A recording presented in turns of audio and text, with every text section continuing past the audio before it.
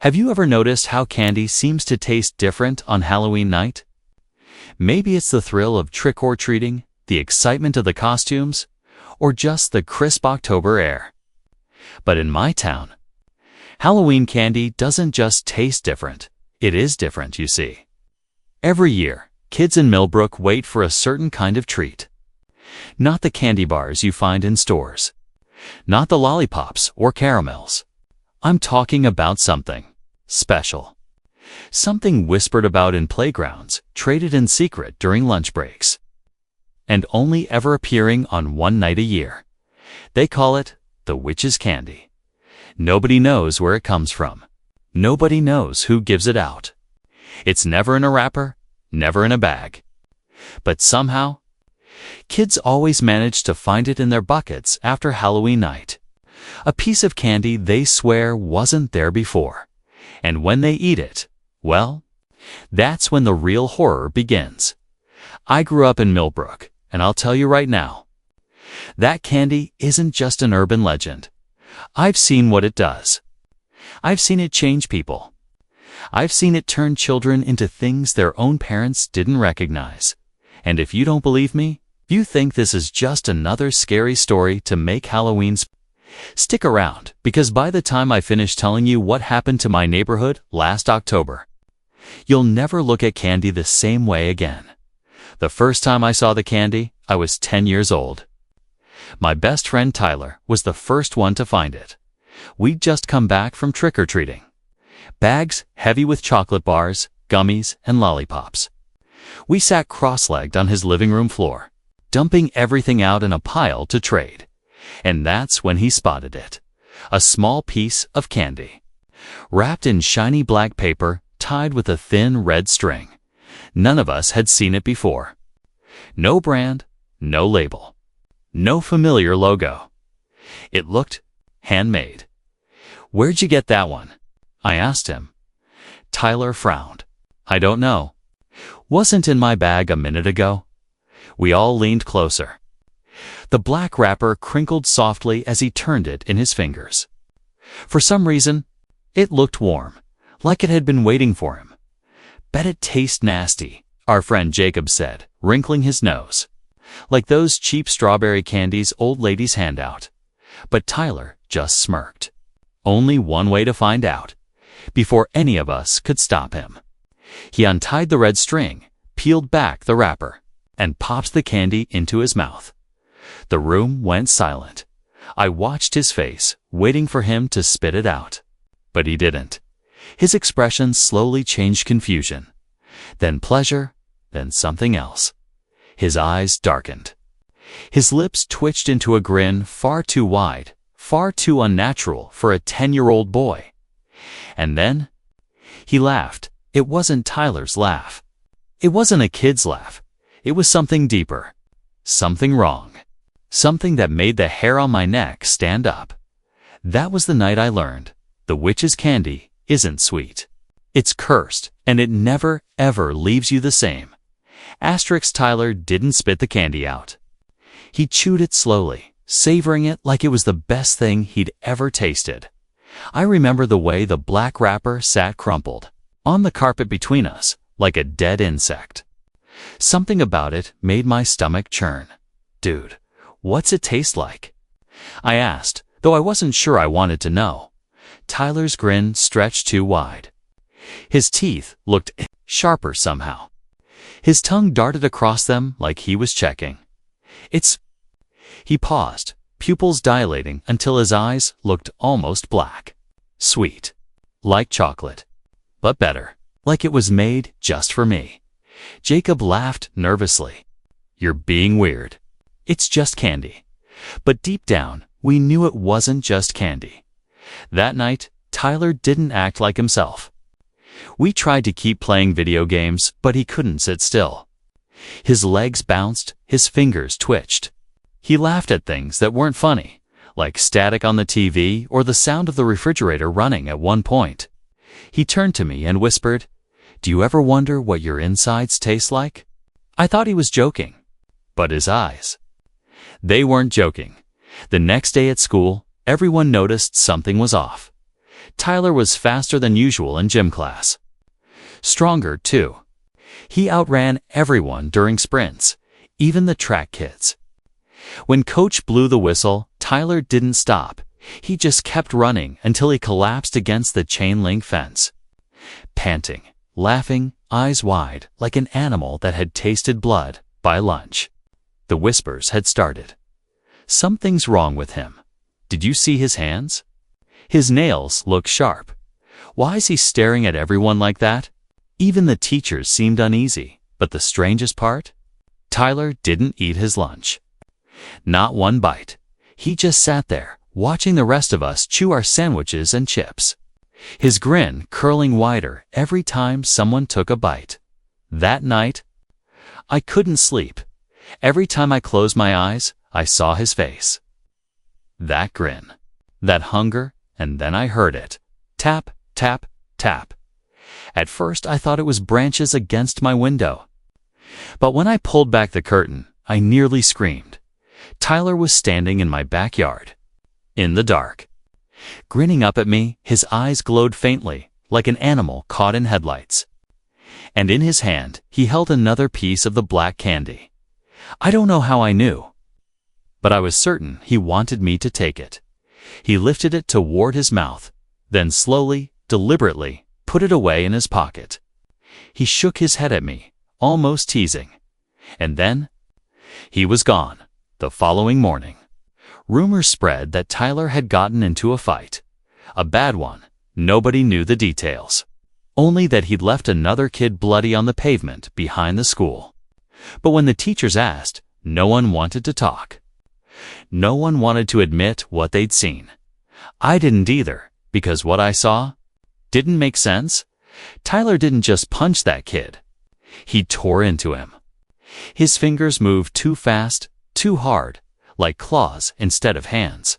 And when the kid screamed, Tyler leaned in close, inhaling the sound like it was delicious. That was the first sign. The first proof that the candy wasn't a prank or a trick, or just something you could spit out when you didn't like the taste. The witch's candy was changing him. And worse, he seemed to like it. That evening, I sat in my room, staring at my trick-or-treat bag. I dumped it out on the floor, pawing through candy bars, lollipops, and chocolates. My hands shook as I searched, and then, there it was, nestled deep in the pile, a piece of candy wrapped in shiny black paper, tied with a red string. My stomach dropped. It hadn't been there before. I knew it. I'd checked. I'd looked, and yet, there it was, waiting. I wanted to throw it out. Burn it, flush it down the toilet, but when I picked it up, something strange happened. It felt warm, alive, like it had a pulse, and a voice faint, soft, almost too quiet to hear whispered in the back of my mind. Eat me. I dropped it instantly, my hands shaking. No, I wasn't going to end up like Tyler. I wasn't going to become whatever he was turning into. But deep down, I already knew the truth. This wasn't the kind of candy you could get rid of. It didn't matter if I buried it, burned it, or tossed it in the trash. It wanted me. And sooner or later, it was going to get me, by the third day after Halloween. It was impossible to pretend Tyler was still just acting weird. He looked different, not all at once. The changes came in flashes, glimpses. But if you paid attention, if you stared too long, you couldn't ignore it. His eyes were too dark, his grin too wide, his skin too pale, with faint lines under his cheeks that looked almost like cracks. Most people avoided him, even the teachers. But not everyone. Some kids were drawn to him, like moths to a flame.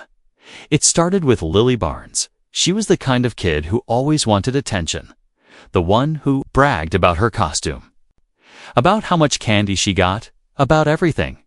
I saw her talking to Tyler by the bike racks after school. Her voice carried all giggles and fake sweetness. But Tyler didn't laugh. He just watched her, and then he reached into his pocket. I knew before he even pulled it out. the black wrapper. The red string, another piece of the witch's candy.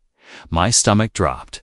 I wanted to yell, to warn her, to grab it out of his hand and throw it into the street. But I froze, because Lily didn't resist. She smiled, leaned closer, and took it from him like it was a gift. When she unwrapped it, I swear for just a second I saw something move beneath the glossy surface of the candy. Not caramel, not chocolate, something that writhed like it was alive. But Lily didn't hesitate. She popped it into her mouth, and then she smiled. A smile that didn't belong to her anymore. That night, I heard screaming on my street. At first, I thought it was just kids messing around. But the sound didn't stop. It grew sharper.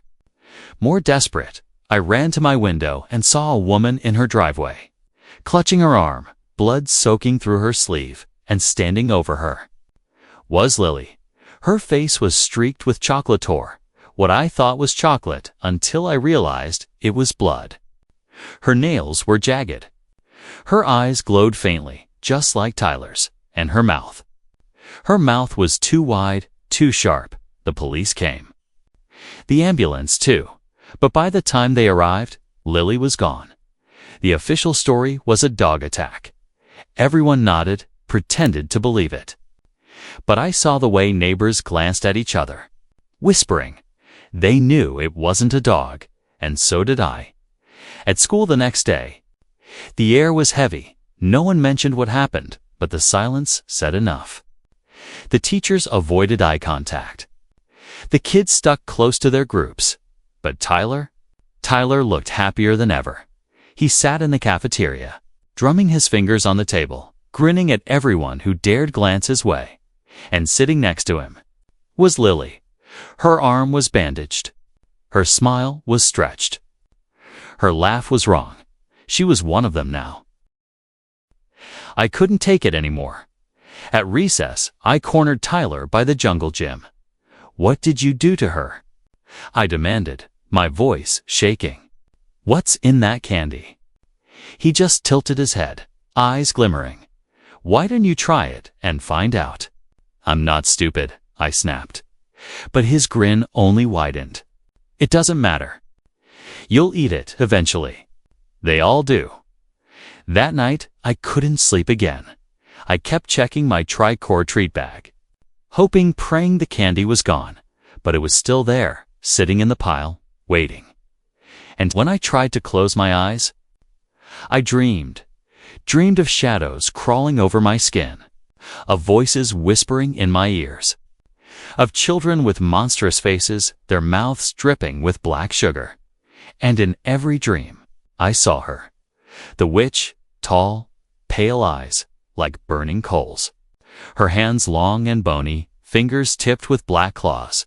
She smiled at me, and in her palm, she held the candy.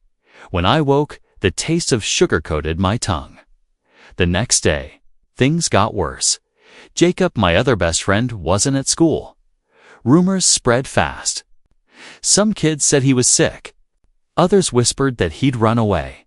But I knew the truth before anyone else said it. Because, at lunch, Tyler walked past me, leaned down, and whispered in my ear. Jacob wanted to taste it, too. I didn't eat for the rest of the day. I couldn't. My stomach churned. My skin crawled. My head felt heavy, like the whispers from the candy were worming their way inside. And by the time I got home, I couldn't hold it in anymore. I dumped the entire bag of candy into the trash can outside, burying it under coffee grounds and banana peels, slamming the lid shut. But when I came back inside, heart pounding, I froze, because sitting on my bed was the black candy, perfectly wrapped, perfectly tied, waiting for me. That was the moment I realized the candy doesn't leave you. It follows you. It wants you, and sooner or later, you give in. The week after Halloween, Millbrook changed. At first, it was subtle. Kids absent from school. Parents whispering at pickup. Teachers avoiding questions they couldn't answer. But then the police sirens started. And the posters. Missing last. Seen walking home from school. Please call if you have any information. It wasn't just Jacob. It wasn't just Lily. Children all over town were disappearing. I remember standing in the hallway at school, staring at a bulletin board plastered with their faces. Kids I knew. Kids I'd grown up with. Smiling photographs frozen in time. Underneath each one, the same words. Missing? Believed abducted. But I knew the truth. They weren't abducted. They weren't lost. They'd eaten the candy, and once you ate the candy, you didn't come back. The grown-ups didn't want to admit it. Sheriff Dalton held a town meeting, assuring everyone they were doing everything possible. He said it was probably a drifter, or a runaway situation, or maybe wild animals, but nobody bought it. How could they? We'd all heard the screams. We'd all seen the claw marks on fences, the blood on sidewalks, the shadows darting across the streets at night. No animal did that. No human either. This was something else. I stayed home that night, staring at the black candy still sitting on my dresser. I couldn't throw it away every time I tried. It came back, but I wouldn't eat it. I wouldn't, even when the whispers grew louder. Eat me. Taste me. You'll be strong. You'll be free. I covered my ears, shut my eyes, but the voice was inside me now, like a worm crawling in my skull. And outside, the town was falling apart. The first curfew came on Friday. Children are not to be outside after dark, the sheriff declared. Stay home. Lock your doors. Keep your families safe. But curfews didn't matter, because the monsters weren't outside. They were out. Children, that night, I woke to the sound of scratching, not at the door, not at the window, inside my closet. I sat up slowly, heart hammering, the moonlight casting long shadows across my room. The scratching grew louder, more desperate, and then a whisper, "Let me out." My throat went dry. I knew that voice. Jacob. The scratching stopped, silence, and then, softly, "Help me." I climbed out of bed, my legs shaking. Each step toward the closet heavier than the last. I reached for the handle, but something inside me screamed not to. Instead, I crouched down, pressing my ear to the wood. Jacob. I whispered again. The voice came back, weaker this time. It hurts. So hungry, please. Let me out. I backed away, shaking my head. No, you're not him. You're not Jacob anymore. The thing inside the closet growled. A low, guttural sound that no 10-year-old could make. The door rattled, hard, and then a hand burst through the wood. Not Jacob's hand. Long fingers. Blackened nails.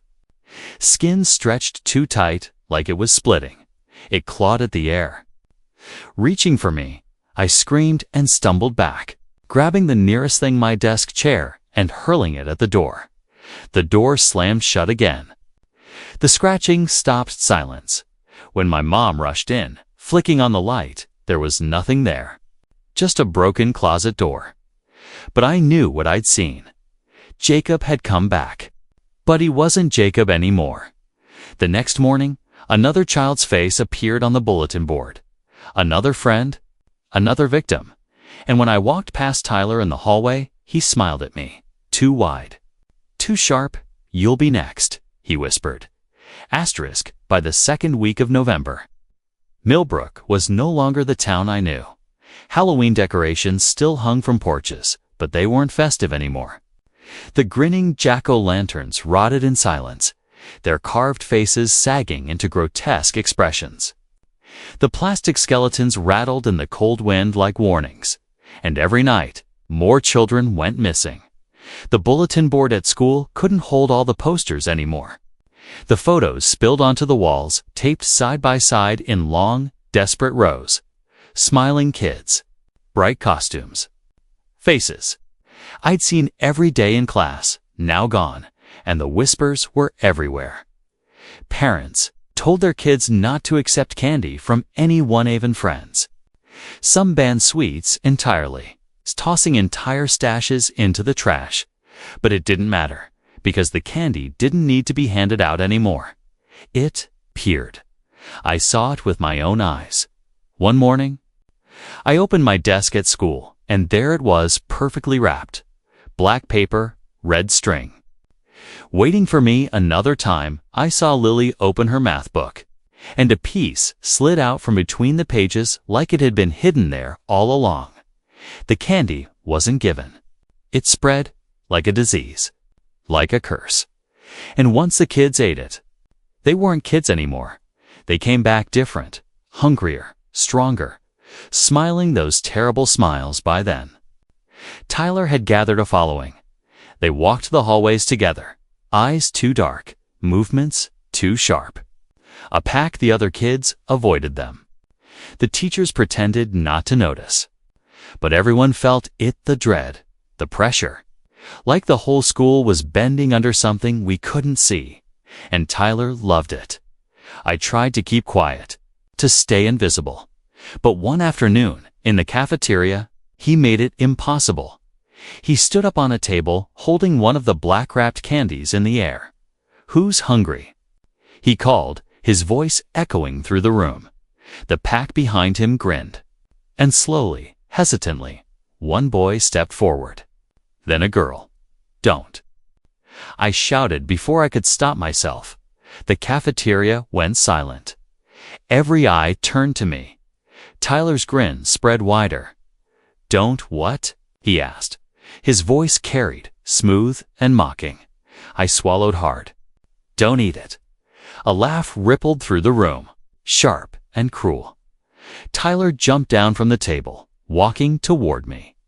His pack followed, their footsteps echoing like thunder. He stopped just inches from my face, holding the candy out between us. "Then why don't you eat it, huh? Prove it's nothing." My stomach twisted. I could feel every eye on me, waiting, watching. The candy pulsed in his hand like a heartbeat. I shook my head. No. The smile dropped from his face for the first time. His eyes narrowed, and then, slowly, he tucked the candy back into his pocket. "Not yet," he whispered. But soon, that night, the town broke. The monsters weren't hiding anymore. Screams tore through the streets as packs of children roamed. Their laughter twisted, their faces wrong. They smashed windows, tore open doors, dragged pets into the dark. The adults tried to fight back. I saw Mr. Green, my neighbor, swing a baseball bat at a group of them. He got one good hit in before they swarmed him. I don't want to describe what they did. But by the end, there wasn't much left of him. My mom locked every door, every window. She pushed the couch against the front door, tears streaming down her face as she whispered prayers under her breath. I sat in my room, clutching the black candy that had appeared on my pillow. I should have thrown it away, burned it, destroyed it. But I didn't. I just held it and listened. Because now, the whispers were louder, clearer, and they weren't just coming from the candy anymore. They were coming from outside, from the streets, from the children, from the witch calling my name. That was the night I realized the truth. This wasn't just about candy.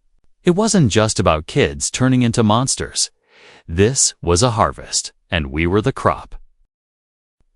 The night the witch revealed herself began like every other since Halloween screams in the distance, sirens wailing, shadows moving where they shouldn't. But this night was different. The air felt wrong, heavy, almost alive, like the whole town was holding its breath. Even the monsters were quieter.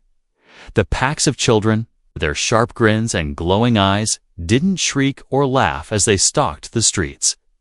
They moved with purpose, as if they were waiting for her. I didn't sleep that night.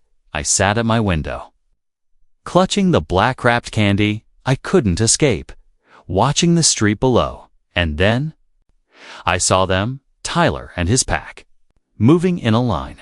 Silent. Each one carried a piece of the candy in their hands. They weren't eating it. They were offering it, like gifts. And at the end of the street, she appeared. The witch, she was taller than I'd ever imagined. Her figure draped in a tattered black cloak that seemed to shift with the wind. Her skin was pale, stretched tight over sharp bones. Her long fingers tipped with claws that gleamed under the streetlights. But her face, God, her face was the worst part. Not because it was ugly, but because it wasn't. She looked almost human. Beautiful, even in a way that made your stomach twist. Her smile was soft, almost kind. But her eyes were endless pits, burning red coals that swallowed the night. Tyler approached her first, dropping to his knees, like she was a queen, like she was a god. The others followed, bowing their heads, holding up the black candies in their small, trembling hands. And she accepted them. One by one, she plucked the candies from their palms, her claws brushing their skin. With each one, her smile widened, and her body seemed to grow taller, stronger. Her shadow stretching across the street like a living thing. I wanted to look away, but I couldn't, because when she lifted her head, her eyes met mine from across the street. Through my window, she saw me, and she smiled. That night, I dreamed again, but this time, it wasn't a dream. I was standing in a forest, the trees black and twisted, the ground carpeted with candy wrappers that crunched under my feet. The witch stood before me, holding out a single piece of candy wrapped in black paper and red string. Her voice was soft, melodic, almost motherly. "Poor child," she whispered. "So hungry, so tired. Take it, taste it. Join us." I shook my head, backing away. "I don't want it." Her smile never faltered. "Oh, but you do. It's in you already. Haven't you felt it? The whispers, the hunger?" And she was right. I had felt it every night. The craving grew stronger. Every day, my resistance weaker. I wanted it. God help me. I wanted it. I woke up drenched in sweat, the taste of sugar thick on my tongue. The candy sat on my nightstand, perfectly wrapped, perfectly tied, waiting, and for the first time. I almost reached for it. The witch didn't just want children. She wanted all of us, because by morning, the adults started changing too. It began with the ones who had eaten their kids' leftover candy, thinking nothing of it. Then the ones who couldn't resist the sweet taste, even after the warnings. They didn't transform as fast as the children. But the signs were their dark eyes, sharp nails, strange smiles. It wasn't just a kid's curse anymore. It was a plague. That day, Sheriff Dalton's voice came over the radio. "All residents are to stay inside. If you see anyone acting strange, lock your doors and do not approach. We are working on a solution." But his voice cracked halfway through. He didn't believe his own words. Nobody did. I knew then the witch wasn't hiding anymore. She'd stepped out of the shadows. She'd shown herself to the children. She'd begun her harvest. And the worst part, this was only the beginning. Asterisk, by the time the sun rose, Maple Hollow was gone. The town I'd known my whole life. Quiet streets, friendly faces. The smell of wood smoke in the fall air, it didn't exist anymore. Now it was just screams, and shadows, and hunger. It started with the schools. The teachers tried to control the kids, but what chance did they have? Imagine 30 second graders sprouting claws and teeth in the middle of a classroom, turning on their own classmates. Imagine the principal trying to hold the door shut while children slammed against it from the other side, shrieking and laughing like animals. By noon, the schools were abandoned. Blood smeared on lockers, windows smashed, backpacks scattered across the playground like the kids had just evaporated. Then it spread to the homes. Parents who had eaten the candy themselves were changing slower, but no less terrifying. Their eyes sunk deep into their skulls, their smiles stretching unnaturally wide. Some still looked normal at a glance, but they weren't. One neighbor, Mrs. Caro, waved at me from her porch, her hand trembling, her lips red with something that wasn't lipstick. Her voice was cheerful, polite. "Morning, dear. Care for a piece of candy?" And she held out a bowl filled with those black-wrapped sweets. I ran. The police tried to fight back, Sheriff. Dalton and what was left of his deputies set up roadblocks. Tried to herd people into the church, the school gym. Anywhere that felt safe. But safety didn't exist anymore. Not when half the kids inside were ticking time bombs. Ready to turn the second their cravings became too much. Not when the witch's voice whispered through the vents. Soft and sweet, promising peace if they just gave in by evening. The police radios were filled with static and screams. Then silence. The town was burning. Fires spread from house to house. Started by hands that no longer belonged to people. Cars overturned, glass shattered.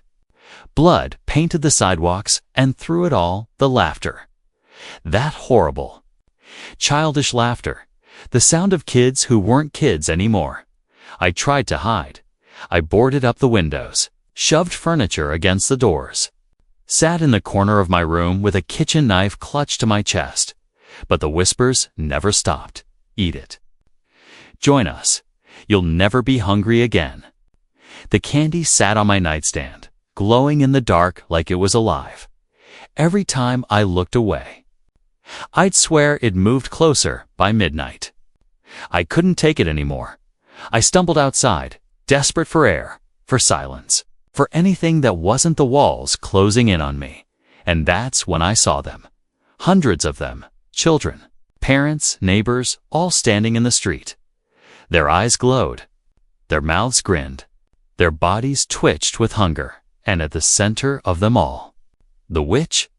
She raised her hands like a conductor, and the crowd moved as one, not screaming, not attacking, marching straight toward the town square.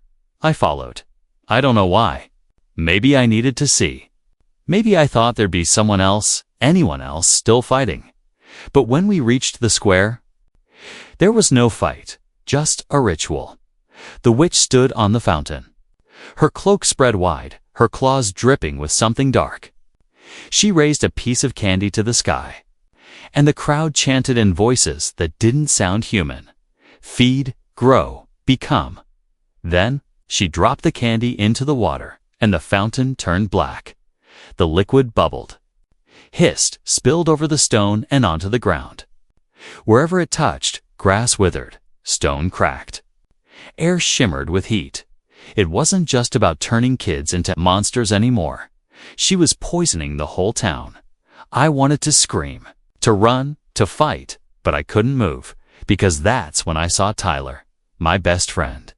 He stood at the witch's side, taller now, his body stretched into something unnatural, his smile cutting across his face like a wound. And he looked right at me. "Come on, man," he said, his voice layered with something inhuman. "It feels good. Stop fighting it." And for a moment, I almost believed him, because the craving was unbearable. My veins burned with it. My teeth ached for it. My soul begged for it. The town wasn't falling apart anymore. It was already gone. And I knew then, if I didn't stop her, if I didn't fight back, the whole world would be next. Asterisk, I thought Maple Hollow was lost. Hell. I thought I was the last sane person alive. But I was wrong. Because when the witch called her children to the town square, I wasn't the only one watching from the shadows. There were others, survivors. I found them in the old library. Basement. The doors had been barricaded. The windows blacked out, candles flickering in broken glass jars. And there they were, a handful of townsfolk huddled together like frightened animals. Sheriff Dalton was there, his uniform torn, his arm bandaged where something had clawed him.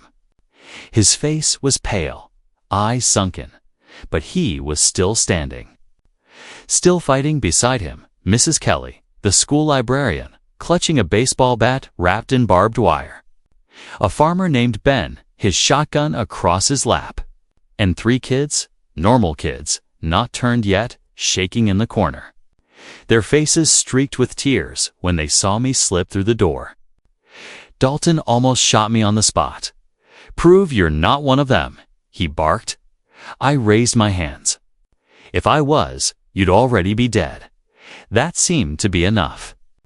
For now, we sat in the dark, listening to the sounds above, claws scraping pavement. Laughter echoing through the night. The witch's voice humming like a lullaby carried on the wind, and Dalton laid it out plain. "This town's gone. You've seen it. I've seen it. But maybe we can stop her before it spreads further." He pulled out a crumpled map of Maple Hollow, marked with red X's. "She's feeding on us. The candy's her bait. Her power's tied to it and to that fountain. If we can destroy the source, maybe we cut her off. Maybe we save what's left." The others nodded, though their eyes told a different story. Fear, doubt, hopelessness. Mrs. Kelly whispered, "She's not just a woman. She's ancient. You can't kill something like that." But Dalton slammed his fist against the table. "I'd rather die swinging than sit here waiting to rot." And something in me snapped. Because I realized he was right. If we didn't fight, we'd end up just like the others. Monsters or worse, so we planned. While the witch rallied her children in the square, we'd sneak through the tunnels beneath the library, the old storm drains. They ran straight to the fountain. Ben would cover us with his shotgun. Mrs. Kelly would carry the fuel. Dalton had explosives leftover dynamite from the quarry. Our goal was simple. Blow the fountain to hell. But plans mean nothing when you're fighting something that isn't human, because the witch knew. Of course, she knew. That night, as we crept through the tunnels, I could hear the whispers growing louder. The candy in my pocket pulsed like a heartbeat, and the kids we were trying to protect. One of them started to cry, soft at first, then louder. Dalton tried to hush him, but it was too late. From somewhere above, we heard the scraping. The laughter, they'd found us. The storm drains exploded with movement. Children dropped through grates, their eyes glowing, their teeth snapping. They crawled along the walls like spiders, hissing, giggling. Clawing at the dark, Ben fired his shotgun, the blast deafening in the tunnel. One of the things went down its head, half gone. But 2 more took its place, skittering closer. Mrs. Kelly swung her bat, knocking another into the water. Dalton shouted for us to keep moving, to run, to get to the fountain, so we ran. Through the dark, through the screams, through the smell of rot and sugar thick in the air, and all the while, the witch's voice sang through the tunnels, sweet and calm. "Come home, children. Come feed. Come belong." By the time we reached the fountain chamber, half of us were bleeding. The kids were sobbing. Ben was gone, dragged off screaming into the dark. Dalton was limping, his face pale, sweat dripping down his brow. But we'd made it, and there it was, the fountain, only now. It wasn't water at all, it was candy, black. Writhing molten sugar, bubbling like tar, spilling out and spreading cracks across the floor. And in its reflection, I saw her, the witch, waiting for us. Asterisk. The fountain chamber smelled like sugar and death. The black liquid bubbled and hissed, splattering the stone floor with sizzling drops that smoked where they landed. The whole chamber pulsed like it was alive, the walls shuddering with every heartbeat of that poisoned candy. And she was there. The witch, her cloak stretched wide, her claws dripping with the same black tar. Her eyes glowed like burning coals, and her smile. That smile never left her face. She didn't move when we stumbled in, bleeding and exhausted. She didn't have to. She already knew she'd won. Sheriff Dalton raised his pistol, his hand shaking. "This ends tonight. The witch tilted her head, almost curious, like a scientist studying insects. Then she laughed. It wasn't loud. It wasn't wild. It was soft, gentle. And that was worse, because it was the kind of laugh a mother gives her children. "Ends?" she whispered. "No, my loves. It begins." The walls erupted. Children poured from the shadows. Their bodies twisted, their teeth bared. Their hands clawing the stone as they scrambled closer. Mrs. Kelly swung her bat, screaming as she cracked skulls that popped like candy apples. Dalton fired again and again, the muzzle flashes lighting up the horror around us. And I clutched the dynamite, the only chance we had. But the witch's voice filled the chamber, thick and sweet, pressing against my skull. "You don't want to fight. You want to taste. You want to belong." The candy in my pocket throbbed. My veins burned. My tongue ached for sweetness. I dropped to my knees, clawing at my head, screaming, and that's when I heard him. Tyler, he stepped out from her side. Taller than I remembered, his body stretched. His smile too wide. "Come on, man," he said. His voice layered with hunger. "It feels good. It feels right. Just take it." He held out a piece of candy, perfectly wrapped in black paper and red string. For a moment, I almost did. My hands shook. My mouth watered. I wanted him more than I'd ever wanted anything in my life. But then I looked at the kids. Behind us, the ones we were trying to protect. They were crying, trembling, clutching each other. They still had a chance, if I gave in. They didn't. I stood. "No," I whispered. "Not me." And I lit the fuse. The witch's smile faltered for the first time. Her eyes narrowed. Her claws stretched. The children screamed, swarming toward me. Dalton shouted for me to run. But I didn't. I ran straight for the fountain. The black liquid hissed, reaching for me like living tar. The candy in my pocket burned hot. Melting against my skin, the witch shrieked, her voice splitting the air, shattering stone, making my teeth ache. But I kept running, and I threw the dynamite straight into the heart of the fountain. The world exploded, fire, stone screams. The fountain erupted. Shards of black candy flying like shrapnel, cutting into flesh, slicing through twisted bodies. The witch's voice turned from song to a scream of pure rage. A sound so loud I thought my skull would split. Her cloak caught fire. Her body cracked, burned, shattered, and the children, they screamed too, not with laughter, not with hunger, but with pain. Their bodies convulsed, collapsing into themselves, shrinking, fading. Some vanished. Some just lay still. And Tyler's eyes met mine just for a second. And for that second, he looked like himself again, scared, sad. "Thanks," he whispered. Then he was gone. The chamber caved in. I barely made it out alive, dragging Dalton and Mrs. Kelly with me. The kids followed, coughing, crying, covered in ashdot behind us. The fountain collapsed into rubble. The witch's scream echoing into nothing. Silence, for the first time in weeks. Silence. We stumbled into the night, broken, bleeding, but alive. Maple Hollow was still burning. The streets were still empty. The town was still ruined, but she was gone. Or so we thought. Asterisk, when dawn broke over Maple Hollow.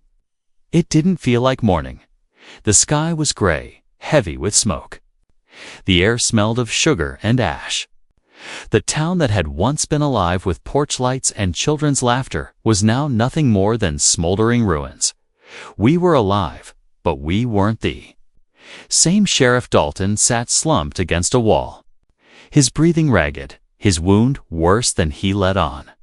He tried to smile, tried to keep that same stubborn fire in his eyes, but I knew he wasn't going to make it.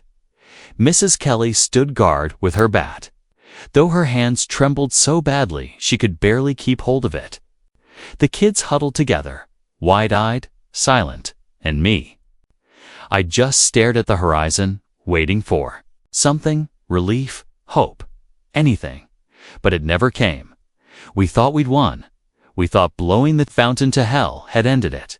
But as we limped through the ruins of town, the truth became harder to ignore.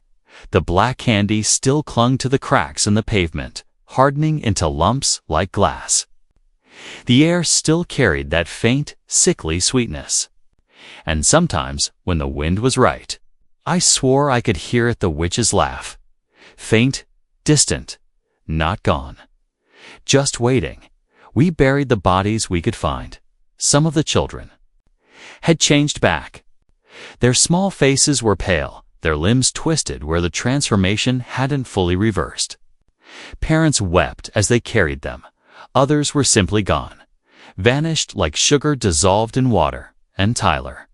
There was nothing left of him, just a scorch mark by the fountain's ruins, and a piece of candy lying in the ash-black wrapper. Red string untouched. Dalton died that night. Before he went, he grabbed my arm and whispered, "Don't let it spread. Don't let her come back." Then he was gone, and I realized something. This wasn't the end. It was the beginning. Because the candy didn't stop appearing, even after the fountain was destroyed, even after the witch's body burned to ash. The candy still showed up on windowsills, in mailboxes, on front porches, always wrapped the same way, always waiting. We left Maple Hollow, the few of us that survived, but the curse followed. Stories spread across the state. Towns reporting children going missing on Halloween night. Parents waking to find black candy in their homes. And always, the laughter, that horrible childish laughter in the dark. So here I am, telling you this because someone has to know. If you ever find a black wrapper, red string, don't touch it. Don't taste it. Don't even look at it too long. Burn it if you can. Run if you must. But whatever you do, don't eat the candy, because if you do, you'll never be yourself again, and she'll be waiting. Asterisk, asterisk. All right, everyone, that's all I have for you today. Thank you so much for spending your time with me. If you enjoyed it, feel free to subscribe. Have a great night, and I'll see you next time.